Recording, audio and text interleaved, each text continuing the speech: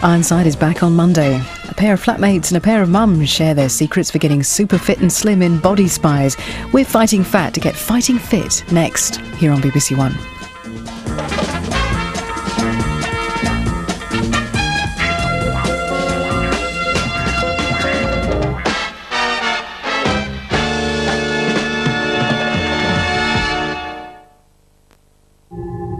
Catherine, I'm afraid I have some bad news for you. If this happened to you... It relates to the statement from the chairman. What would you do? Your role is going to be made redundant and you'll be served with 3 months' notice.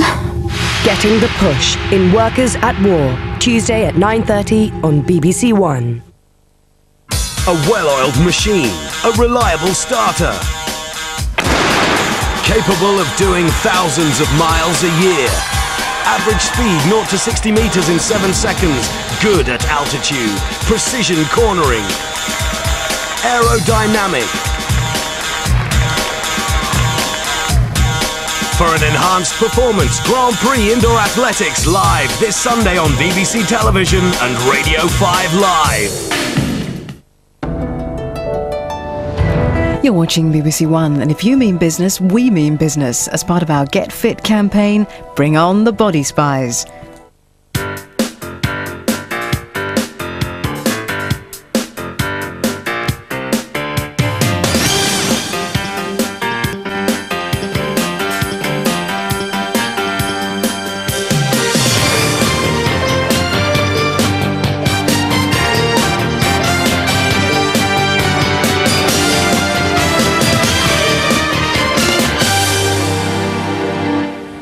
If just the idea of going to the gym is enough to have you reaching for a chocolate biscuit, then this is the programme for you. We've sent our body spies to see people whose lifestyles don't make room for the body beautiful. Later, we'll be meeting new mums, Kim and Linda, who've agreed to follow a 4-week challenge to try and get into shape. But first, to Edinburgh, where Dan Travis and Norman Richardson share a flat. Dan, who's 27, works in the theatre as a technician, while Norm, who's 30, sells coffee. They enjoy a busy social life. Always on the go, they fuel their lives with some common indulgences. Cigarettes, beer, too much coffee, ice cream master, sugar, buying trainers. I've got to stop that. No room at all then for exercise. I tend to just sloth around at night. Kind of come home from work, tired, have a cup of tea, stick the TV on, and then before you know it, it's time to go to bed. So I could do with a bit of booting up and sort of, run around a bit more. They call me the taxi king. They call me the taxi king. Taxis are but a tool. A necessary evil for when you're short of time. For your average man about town. Taxi! Taxi! Sweet.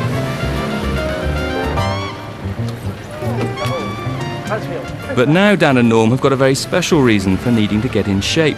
They're to take part in a charity climb. The immediate goal was supposed to be getting up Kilimanjaro in February 99. Oh my God! And it's very hard. We've never done anything like this before, so the sort of short-term goal is get fit enough to get up Kilimanjaro without dying, and back down again, obviously. Or fitter, I don't think. Our body spy Phil Olding has come to see Dan and Norm and has an alternative mode of transport in mind. Walking is a great form of exercise, and if it's done properly, it works all the muscles of the body, the heart and lungs, and it burns loads of calories. So for guys at your fitness level, what I want us to do is to walk in tall, stride forward, nice and briskly, going right the way through. Right, okay guys, do you want to come and have a go? What I'd like you to do is to walk for 30 minutes every single day, walking briskly like we just did then.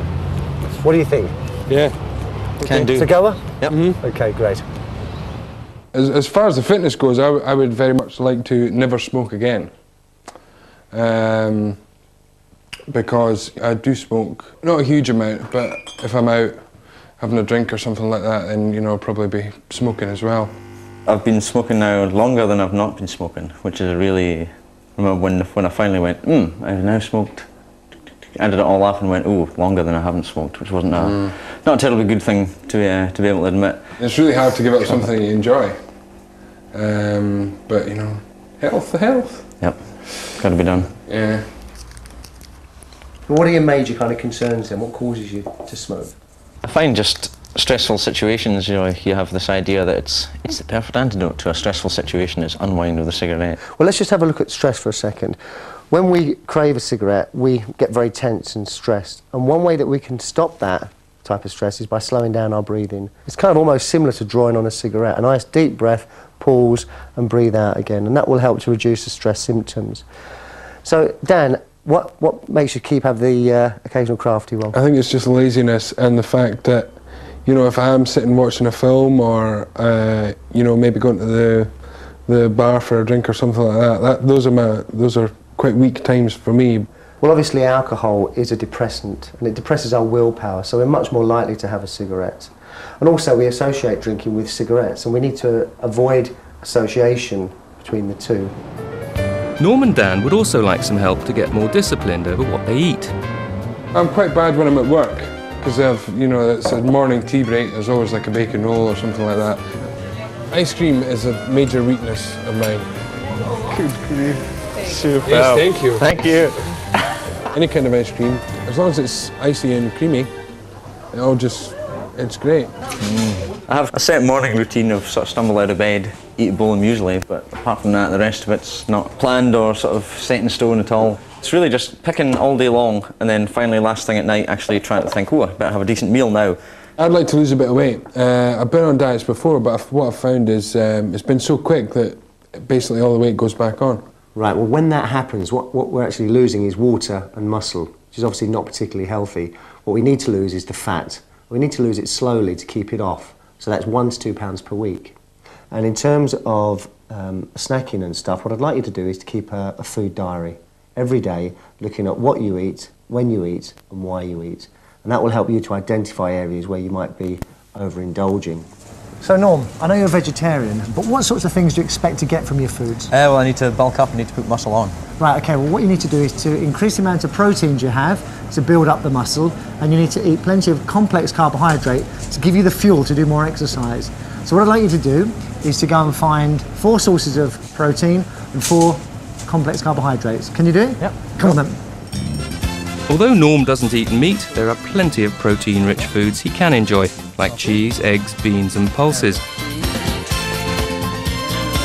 As for the complex carbohydrates, they're starchy foods like pasta, potatoes, bread and rice, which are vital for giving us sustained energy through the day. Great, well look, we've got an absolutely marvellous variety of different foods here, proteins and complex carbohydrates. Norm, what I'd like you to do is to incorporate these into your daily meals. And I'd like you to keep a diary for me so that we can review it at the end of the month. Cool, we can do that. Okay. Let's go, you paying, Sam? Let's go and I'll pay. Right guys, we've gone through lots of information today. Shall we kind of review the challenges that we've agreed? Yeah. Okay, well firstly, you're both going to walk for 30 minutes every day, walking really briskly. Secondly, you're both going to keep food diaries for me. And the big one is, that you've agreed, is to pack up smoking. Okay, now to do that, you're going to have to stay focused throughout the month. Focused. Dan and Norm have got a month to change their lifestyles, but will they manage it? We'll return later to see how they're getting on. Further south, near Halifax,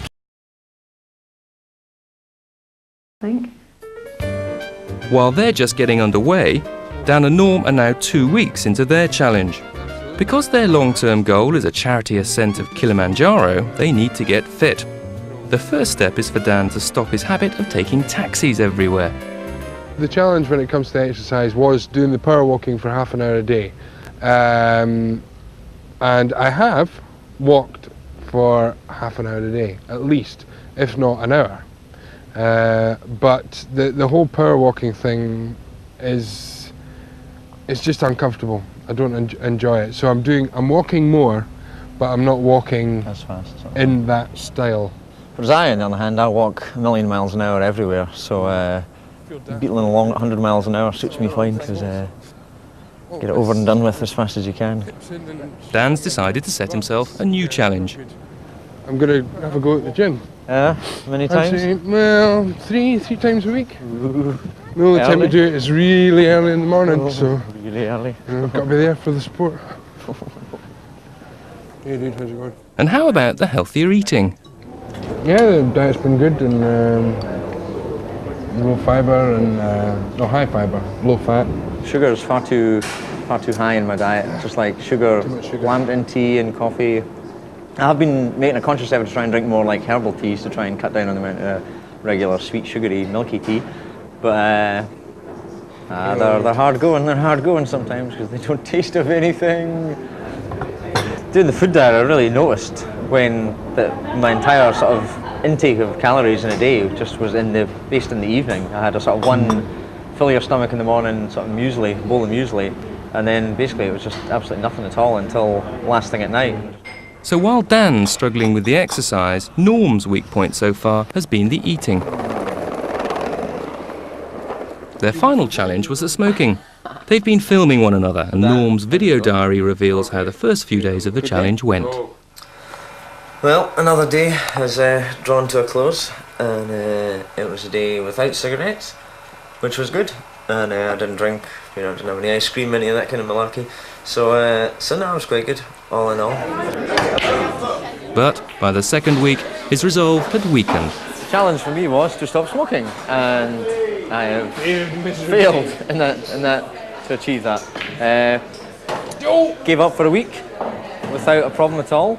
Second week came along and proved completely impossible.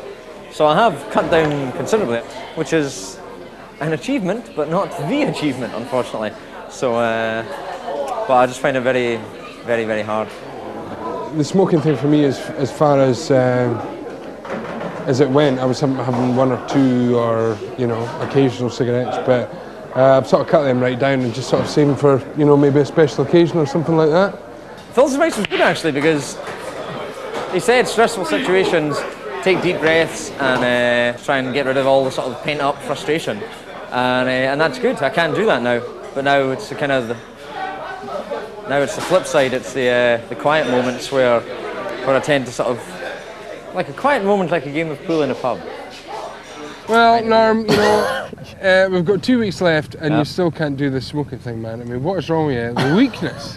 The evilness, I know, I don't know what it is. It's just, I'm just in awe. I think I'm just in awe of just how easy you find it all. No, but the thing is, I didn't smoke as much as you, but I mean, you really need to stop, I know, I do. To stop. It's the only thing that you're flagging at, and you really got to get it together, I'm sorry. Dan's whiter than white image doesn't last long. Today's been bloody awful. Went for a few drinks with some of the actors after the show today, and I smoked for Scotland. It was a party, but I still had way too many cigarettes. So, no good today, no good at all. You haven't got your head. Will they be able to get back on track by the end of the challenge? We'll find out later. How are our two mums, Kim and Linda, getting on?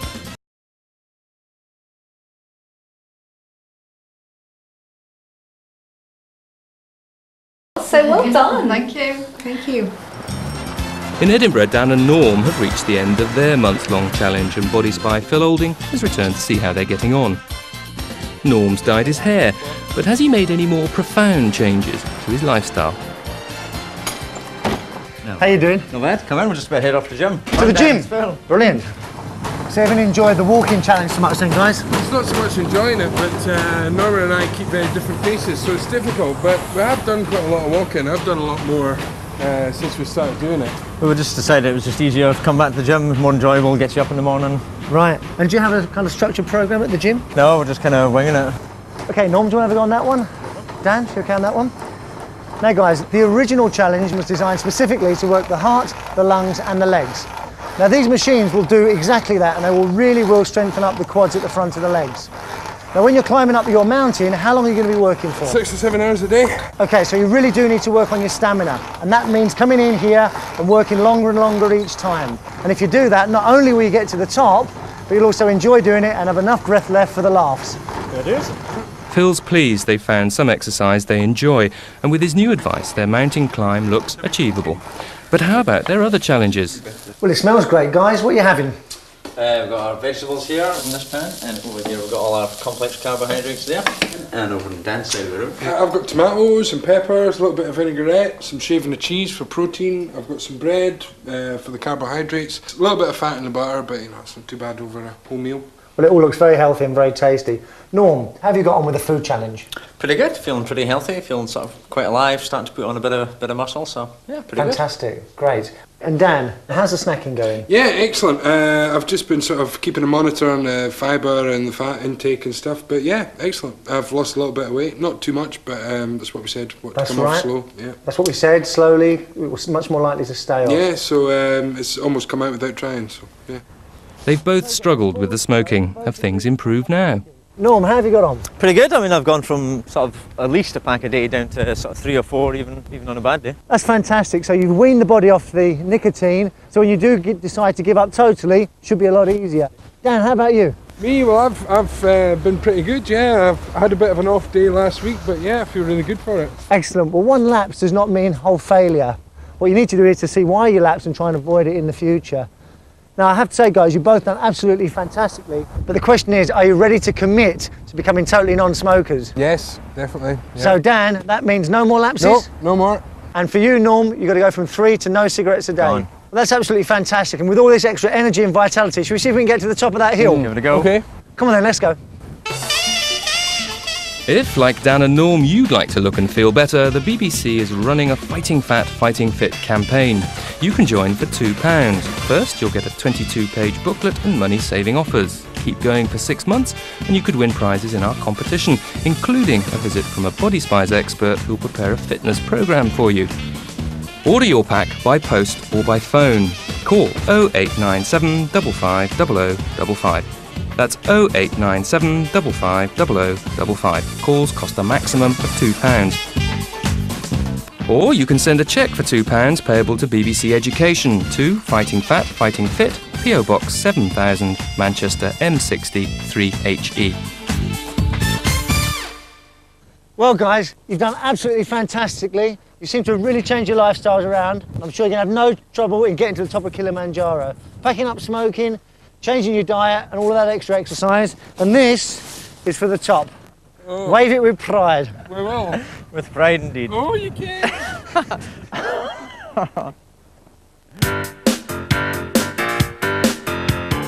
Trying to give up the filthy weed, more smokers put their ideas for quitting into action at the same time on Monday on BBC One.